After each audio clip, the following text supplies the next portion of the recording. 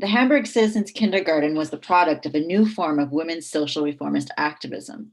The core group of Hamburg activists was an interreligious community of Jewish and Christian women, many of whom were members of the dissenting German Catholic congregation. They had opened and supported the kindergarten in the Social Association for the Reconciliation of Confessional Differences. Johanna Goldschmidt, chairwoman of the association, invited Frederick Frubel, founder of the kindergarten, to set up a seminar to train new kindergarten teachers in March 1849. Between 1849 to 1850, 6 kindergartens were founded by the network of female activists. In 1852, 70 children were also enrolled in a kindergarten opened by the Women's Association for Poor Relief, an association whose membership overlapped with the Social Association. Hamburg is emblematic of a larger trend. Dissenting women's associations with connections to leading liberals and Democrats mobilized the kindergarten across the German Confederation in ways that Frederick Frubel alone could not. In Dresden, for example, Augusta Hertz, chair of the Democratic Women's Association, opened the first kindergarten in the city in 1849 as part of the Education Association. Similarly, in Breslau, the dissenting Christian Catholic Women's Association opened a kindergarten in the city. An article on the Breslau kindergarten argued that the institute was necessary to bring individuals of different classes together. Quote, the finely dressed child who had initially shied away from touching the hand of the proletarian child soon saw only his own kind in him, end quote. These two examples illuminate something that the Prussian and Saxon state officials took note of in August 1851. The kindergarten was an institute mobilized by political and religious dissenters for the sake of revolutionary change. For these activists, a new model of education shaped by freedom, play, and curiosity opened the doors for a new kind of political engagement. In today's presentation, I focus on the women in Hamburg that mobilized this institution as a project to create a new pluralistic and free society. The women in this discussion, Johanna Goldschmidt, Emily Wustenfeld, Bertha Traun, and Charlotte Paulsen, recognized the potential that the kindergarten had not only to create a pluralistic society based on religious freedom, but also as a location that employed and educated women outside of traditional institutions. I'm interested here in analyzing the language that women used to shape their activism and the emotional communities they moved in. Emotional communities, historian Barbara Rosenwein wrote, are similar to other existing communities such as families, parliaments, and schools because they also contained their own set of moral, political, and social expectations and forms of bonds. These spaces also enabled activists to discuss and implement ideas for social change that required shaping and utilizing emotional language and feelings. In this way, these spaces also provide a kind of refuge. Historian William Reddy defined these spaces of emotional refuge as areas in which, quote, norms are relaxed or even reversed. Mental control efforts may be temporarily set aside. Effective connections, otherwise illicit, may be established, even celebrated, end quote. These spaces can take place in private letters, carnivals, and brotherhoods. These spaces do at times have the potential to threaten the existing emotional regime that lay the foundation for political regimes. Dissenting congregations were by definition sites of opposition and emotional refuge that discuss the necessity of love, freedom, and self-cultivation. The kindergarten was mobilized and developed within this space in order to construct a new society. Within these spaces as well, we can trace a history of interreligious partnership, a history of activism, and new understandings of the self that mobilize these women. This helps us unpack and examine another history of the 1848 revolutionary era in Central Europe that is largely neglected in historiography. Namely, this unearths the new language and emotions of politics and how it affected activists and ideas of society. My presentation is divided into 2 sections. First, I examine the creation of a new emotional community within the religious dissenting circles.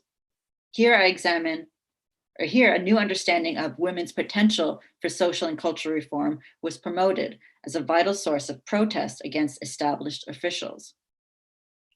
The language of love enabled activists to imagine a new ideal of women's activism. I then turn to the second section, which focuses on the history of activism that these women engaged in.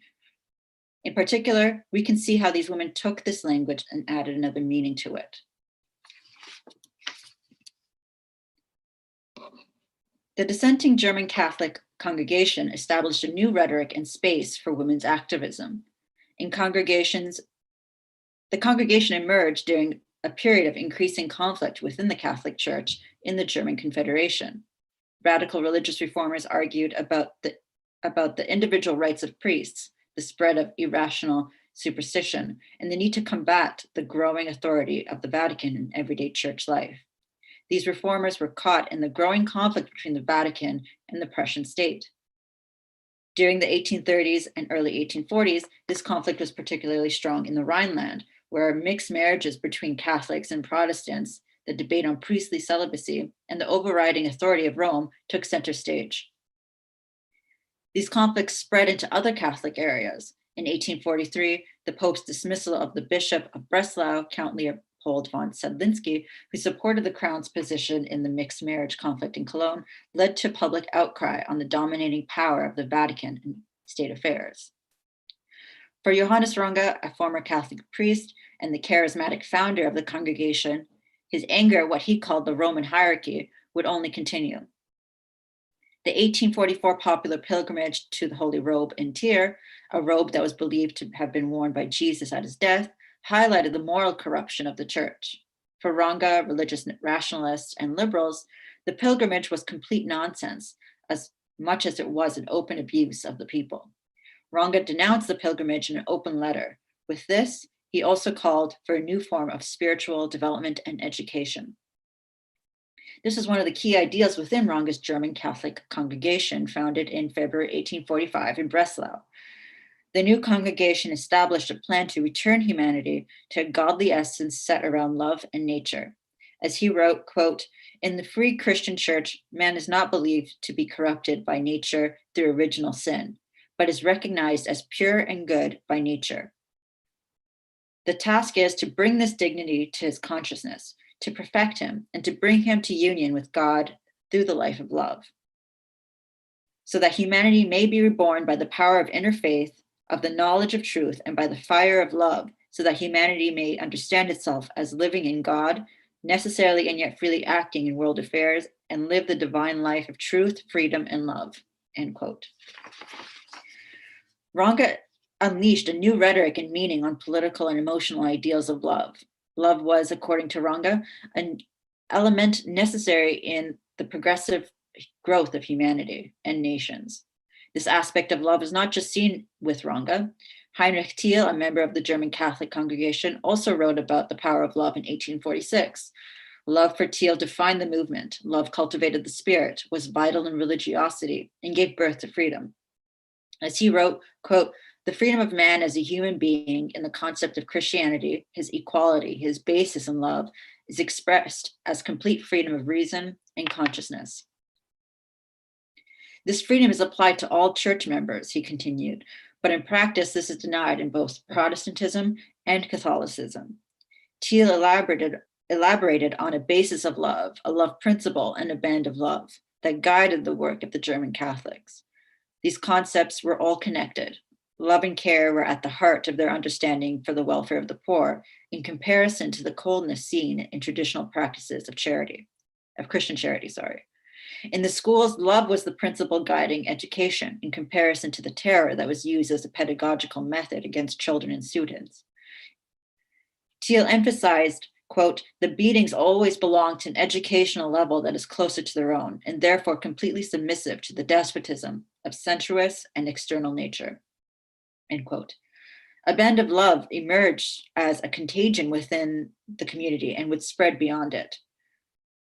With good deeds and good works, the German Catholics sought to highlight through love the ways to subvert the traditional authority system of the state and church.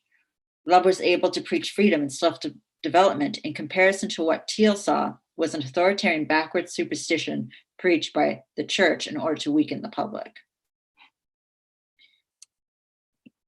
Women maintain a special position here. Their bodies were the thermometer in which freedom was measured. It was also these bodies that would mobilize these bands of love. For the community, they highlighted a way to shape themselves in opposition to the past and the traditional forces of the church. Ronga's 1845 sermon in front of 15,000 people in Münsterkirche in Ulm highlights this clearly. Quote, "The Reformation of the 19th century loosens the seal of the free exercise of the female sex on public life and on the whole.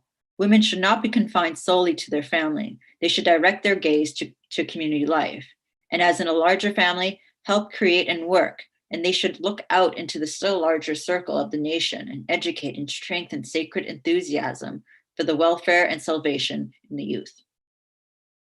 And this was a quote taken from Sylvia Palachek's excellent study on women and dissent.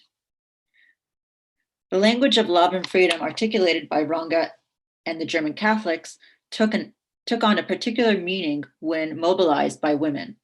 For certain women like Emily Wustenfeld and Berta Traun, love and freedom were the foundational basis of a particularly womanly mission. Both passionately understood the German Catholic cause as one that blended women's activism, religiosity, and political awareness. On December 12, 1846, they participated in the founding of the Hamburg Women's Association to support the German Catholics for the specific purposes of raising financial funds for the congregation. The Hamburg Senate proclaimed that only when the congregation could prove financial independence could it be recognized by the state. With this in mind, the women of the congregation came together, seeing this as a great opportunity to prove themselves. The Hamburg chapter was just one of many that had opened following the spread of the German Catholic congregation. Between 1845 and 1851, approximately 35 dissenting women's associations were established throughout the German Confederation. The Women's Association differed from traditional female philanthropic associations. Traditionally, women's associations were created by upper-class elites. The charitable, religiously oriented institutions like Theodor Fliedner's Institution for Deaconesses also allowed a unique space for women's activism. Deaconesses were given practical and spiritual instruction to care for the poor in poor houses and hospitals. All correspondences went through Fliedner, not through women. The patriarchal family was imitated within the structure, with Fliedner's authority at the top.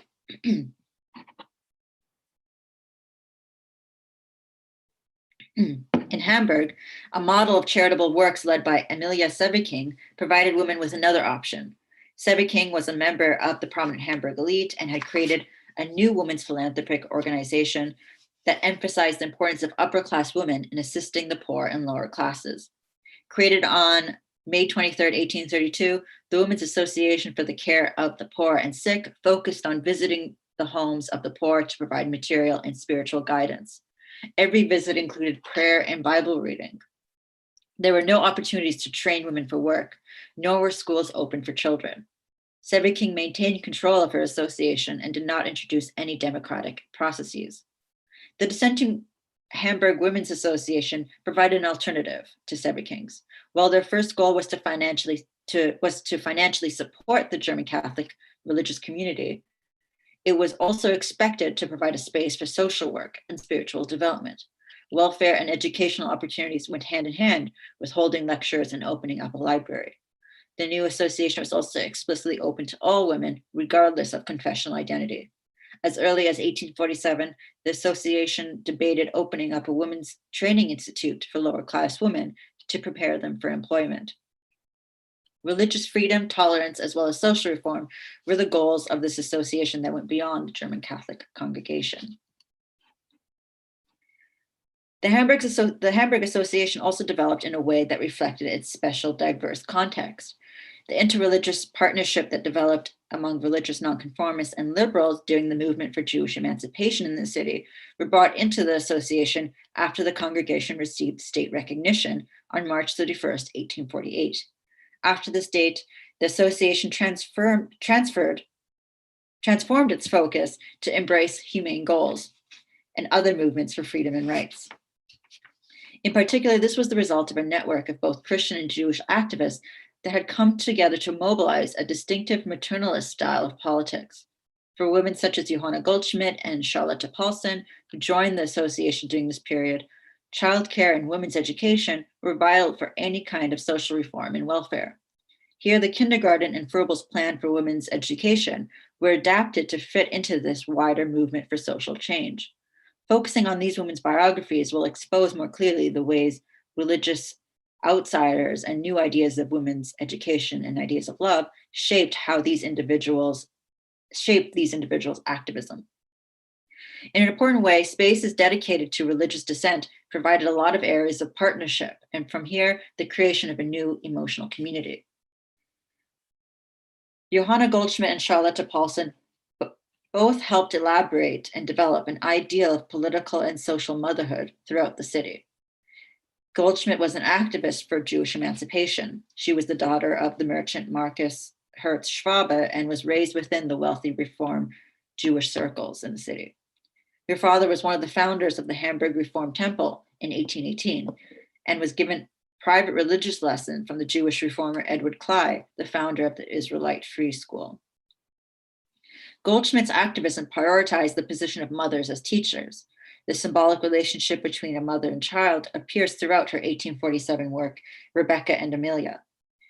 In this collection of fictional letters between a middle-class Jewish woman and a wealthy Gentile noblewoman, Goldschmidt provided the reader with an opportunity to read a dialogue between two women who discussed the importance of women's education and individual cultivation, Jewish emancipation, integrating Jews into civic society, and the role of motherhood. Goldschmidt's book was widely praised by other dissenting women. Emilia Westerdorf, Bertha Traun's sister, approached Goldschmidt after reading her book, inspired by her call for sisterhood. She appealed to Goldschmidt to join them in the movement for freedom. Goldschmidt became a central member of the board of directors of the Women's Association to support the German Catholics, promoting women's education and training. Charlotte Paulson joined the association in 1849. Paulson was critical of traditional Christianity. She did not believe in an immortal soul. She also followed David Friedrich Strauss's idea that the life of Jesus was a myth, and studied Ludwig Feuerbach, who saw religion as a form of anthropology. For Sebeking, these views were unacceptable and dangerous when working to help the poor. Paulson nonetheless found a space for social engagement in the Pestalozzi Foundation, founded in 1845. The association was dedicated to uplifting lower-class children who, quote, live in conditions that give rise to fears of moral neglect, end quote. In 1849, she founded the Women's Association for Poor Relief, which was dedicated not only to opening up schools and educating women and children, but also opening up kindergartens. Wustenfeld, Goldschmidt, and Traun gained experience in activism from the movement for Jewish emancipation in the city. Emilia Wustenfeld and her husband Julius were founding members of the Society for the Social and Political Interest of Jews. The association, founded in 1845, was a collection of Jewish and Christian Hamburg residents, including Hamburg Jewish reformers and pedagogues Anton Rie, Gottfried Solomon, and Meyer Isler. The association strove not only to promote the social and political interests and rights of Jewish men and women, but also educational and employment opportunities for those who suffered discrimination from the restrictive policies of the exclusive merchant and guild culture. The women of the association initiated a program that emphasized the need to direct funds to helping uplift Jewish women in particular. Among Wustenfeld's archived documents was an undated amendment to this association's plan, which called for relocating funds to support young Jewish women. As the amendment states, little or nothing at all has been done for the female part of the Hamburg Jewish community. When the years of school life were over, the girls were mostly left to themselves and their parents' insight or to the guidance of those closest to them, and no hand was offered to help them find their way through life, end quote. Activists that supported Jewish emancipation in the city gained valuable training in implementing women's education for greater projects of social reform, and also creating lasting relationships that continued throughout the various associations founded by these women. The two religious reform and dissent movements came together in April 25, 1848, in Johanna Goldschmidt's home to establish the Social Association for the Reconciliation of Confessional Differences. The members included the board members of the Women's Association to Support the German Catholics, along with the leading Jewish reformers Anton and Emma Rie, Emma and Meyer Isler, and Edward Klei. The association was founded as a way for women in particular to establish an interreligious partnership to fight anti-Jewish prejudice. The association itself was inspired by Goldschmidt's Rebecca and Amelia's pamphlet. As she wrote in the pamphlet, just think, if some association of excellent women were created, headed by nobles, commoners, Protestants, Catholics, and Israelites, end quote. Goldschmidt had created a space within her writing where women embraced an emotional, social, and public femininity that promoted women's education, as well as open discussion on the political and social issues, such as anti-Semitism, religious and national freedom, and political reform. Goldschmidt provided concrete plans and organization. This would be for the cultivated women of all religious confessions, who could use their Sundays and holidays to lift and ennoble their quote-unquote uneducated sisters. Goldschmidt called for lectures, discussions on the major life questions, and even singing. In this way, the association also was able to provide a location to develop women's spirituality with a new understanding of religiosity that moved away from established churches and synagogues. Goldschmidt wrote that this would be, quote, worthy step towards emancipation because mothers would recognize that it only takes a pious, believing mind to be mild and good, and that the faith lives just as powerfully in us, whether we believe in God, the Father, or in the Son, or in the Blessed Mother of the Father, end quote. The topic of women's emancipation and women's participation in the movement for social change was widely discussed among these women. Wüstenfeld tackled the issue head on when she delivered her pamphlet, The Importance of Social Striving for Contemporary Women, to the Social Association. She opened with a discussion about the issues facing the current period, particularly the construction of a free and new society. In order to achieve this new society, Wüstenfeld went into detail about the need to build a harmonious community that embraced the particular feminine spirit. Women of all faiths maintained an important spiritual essence that had to be cultivated due to the quote-unquote particular position of the female gender in these different confessions.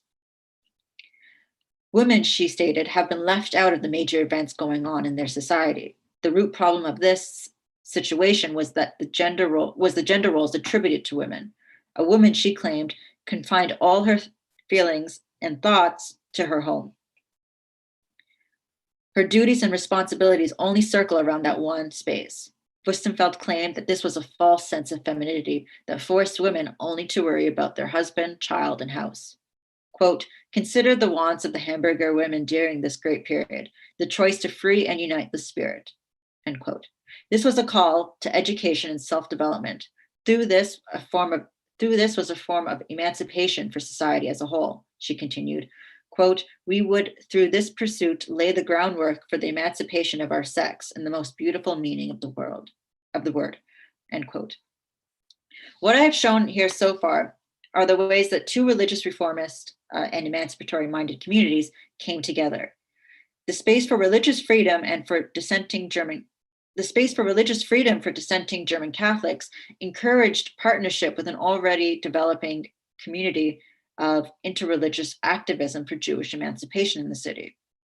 The language of reform was directed largely to the work of women as well to build this pluralistic society, one that these women also actively shaped themselves through lectures and fundraising and the creation of training schools for women. Following the Hamburg Senate's proclamation emancipating Hamburg Jews in February 1849, the Social Association had decided to promote and spread the kindergarten as an ideal site to continue their activist goals of creating a new society. What follows, however, is not conflict-free. The ideal of the kindergarten was to educate and cultivate a new pluralistic society based on women's supposed special mission. However, how much education, training, and pay was required for these women? What does this kind of work lead to? Should this come before the establishment of schools? In many cases, this doesn't sound much like a conflict. However, for many conservatives and liberals, this could lead to a path of women losing their supposed natural essence, the destruction of the family, and sexual chaos. The lack of formal religious lessons as well threatened the social fabric and were dangerous not only to children, but especially to women. As the famous German educational reformer Adolf Diesterweg wrote on his review of the training schools for kindergarten teachers in Hamburg, quote, it is possible that radical or fanatical followers of the free community, the dissenting religious communities, will throw their students into a sea of doubts and scruples, which require a force to overcome and independently resolve that one can hardly expect from any of the 10 young women, end quote.